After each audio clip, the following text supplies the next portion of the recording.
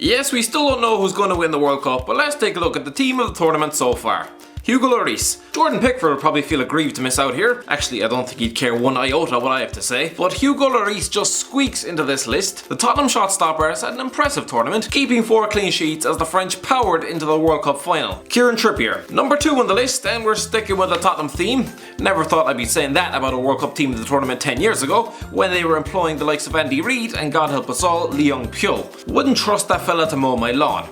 Partly because I don't have a garden. Trippier has had an outstanding tournament, arguably England's most deadly weapon from right wing back, delivering superb crosses, dead balls, and even smacked a free kick into the top corner against Croatia. Now who saw that coming when he was getting relegated with Burnley 3 years ago? RAPHAEL VARANE. No surprise to see RAPHAEL VARANE make this list. The Real Madrid centre half is one of the best defenders in the world. The 25-year-old, who came within a whisker of signing for West Brom once upon a time, which I'm sure keeps him up at night in that Madrid mansion of his, has been a rock out in Russia, an absolute colossus, and he even helped himself to the opener in the quarter-final against Uruguay, before Fernando Musler's wrist turned into chocolate in the second half. Harry Maguire. Alright, if I didn't predict Trippier's rise to prominence, geez, if you told me 4 years ago that the square-headed fella down League One with Sheffield United would soon form part of England's defence at the next World Cup, I'd have had you committed to the nearest psych ward. Yes, Maguire might look like the sort of guy who belongs down the local mechanics, but the Leicester City centre-half has been terrific out in Russia, comfortable with the ball at his feet and a man mounting at set pieces. Riyad Mahrez has recently come out and said Maguire deserves to play at a higher level than Leicester. That's really just adding insult to injury, isn't it? Ivan Strinic, finally a Croatian, makes this list. For years, Ivan Strinic had been the scapegoat of the national team. Not anymore. The 30-year-old left-back has been in fine form as they've reached their first ever World Cup final. Come on lads, could a bad player get signed by AC Milan?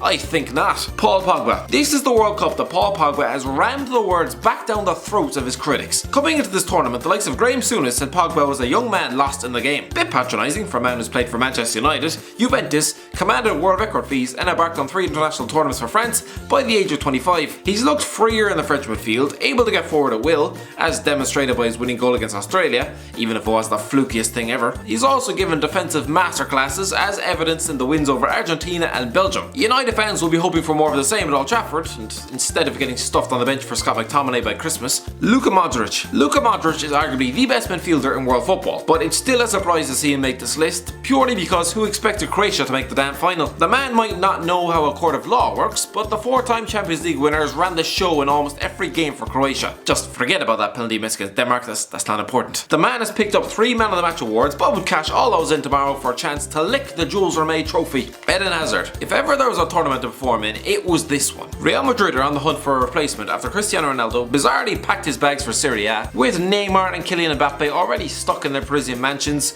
with contracts so big they could be used as lead weights. You wouldn't be surprised to see Hazard, once again stuck in the misery of the Europa League, swap Stamford Bridge for the bright lights of the Bernabeu. He's been absolutely brilliant out in Russia, tearing defences to pieces throughout. Those Japanese defenders will probably still be having PTSD flashbacks late at night. Kevin De Bruyne. It's no surprise to see football's greatest ginger since Dave Kitson make the list, either deploy defensively or offensively. Christ, I sound like a Fox News anchor. De Bruyne has been magnificent. A standout highlight was the one-man deconstruction of the Brazilian defence, capped off with a blistering strike. Kylian Mbappe. How good is this guy, seriously? With 3 goals already and a man of the match display against an Argentina defence, I mean, this boy is surely nailed on to receive the Golden Boy award this year. Already France's most dangerous prospect at the age of 19, this boy, he's just going to win a Ballon d'Or. I mean, give it 3 years. Harry Kane. Okay, so Harry Kane hasn't had the best of times in the knockout rounds, sure, but I think it just demonstrates his class that the man with a mouthful of spit is going to end up with a Golden Boot. 6 goals and a semi-final appearance. I mean, let's just ignore what happened in the game against Croatia, considering he played like a man on horse tranquilizers, but overall it has been a fine tournament. Daniel Levy, wise man getting him tied down to that contract.